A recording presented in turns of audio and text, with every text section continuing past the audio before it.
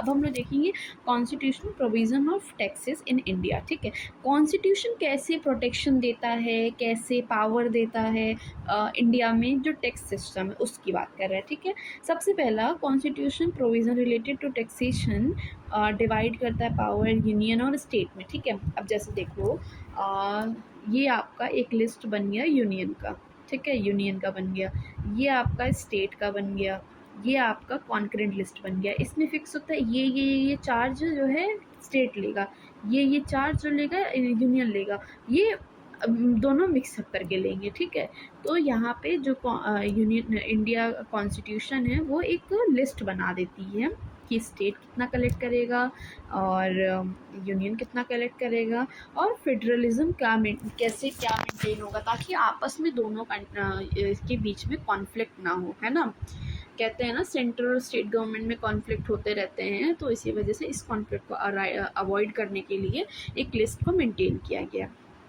Now article 265 of Indian constitution ये कहता है कि कोई भी टैक्स जो भी लिवाइड मतलब होता है इम्पोज। ठीक है, इसका मतलब इम्पोज होता है इम्पोज हो रहा है या कलेक्ट हो रहा है except by the authority of law.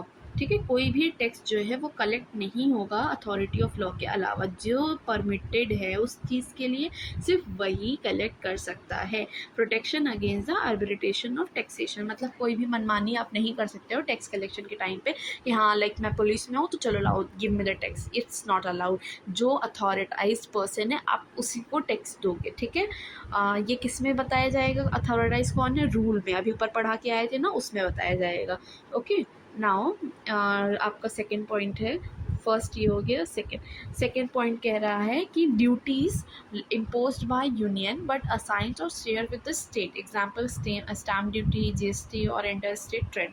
अब देखो 268 और 269A ये कहता है कि जो यूनियन है वो बोलती है कि तुमको एक इंडिविजुअल को इतना इतना टैक्स देना है, पर इस टैक्स को जब वो कलेक्ट करेंगे तो वो शेयर करेंगे किसके बीच में, स्टेट के बीच में। ये इम्पोज कौन करता है, यूनियन करता है, बट असाइंड और शेयर्ड विद द स्टेट। ठीक है, जैसे कि आप रेस्टोरेंट में जाते हो खाना खाते हो, इनडायरेक्ट टैक्स का एग्जांपल दे रही हूँ मैं।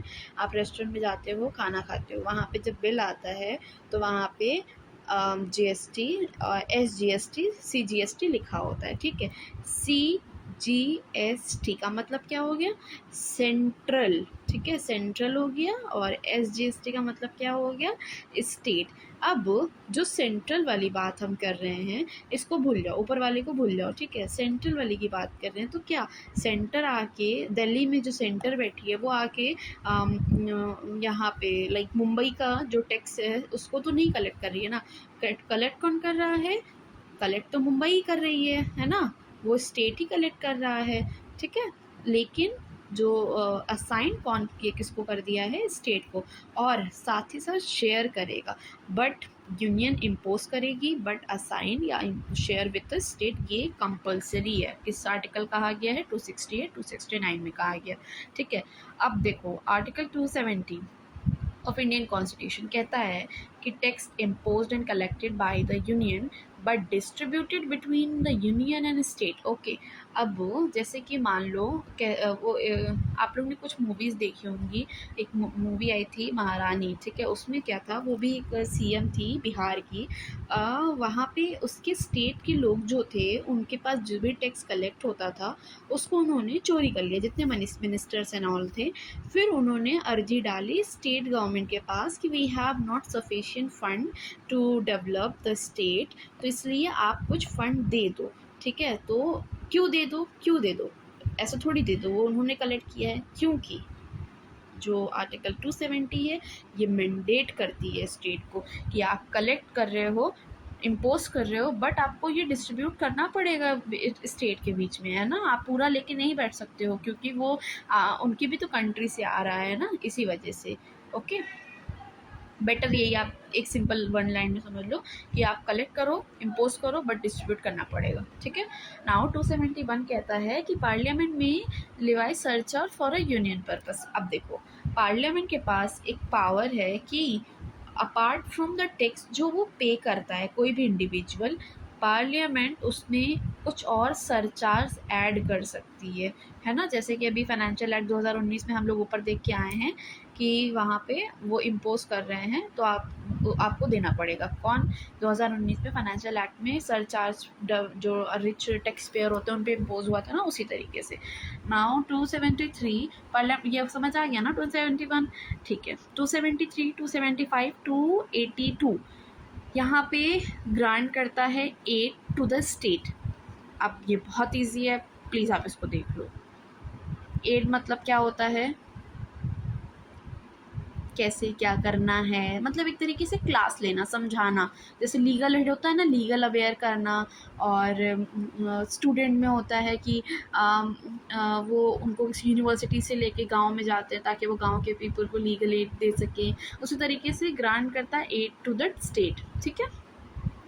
अब 276 277 में कह रहा है state taxation power on professional trades and continue pre constitutional imposed. अच्छा देखो, जो स्टेट है उसके पास पावर है कि वो इम्पोज कर सकती है टैक्सेस को, किसके ऊपर?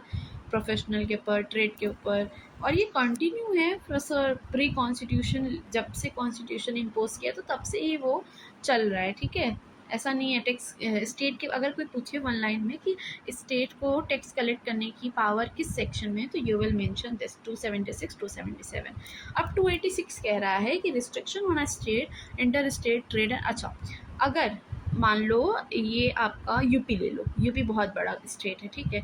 अब यूपी में ही बहुत छोटे छोटे डिस्ट्रिक्ट हैं। अब इस एक डिस्ट्रिक्ट से यहाँ पे कुछ इंपोर्ट हो रहा है, यहाँ कुछ एक्सपोर्ट हो रहा है, तो जो टैक्स लगाओगे ना वो नहीं लगा सकते हो, ठीक है।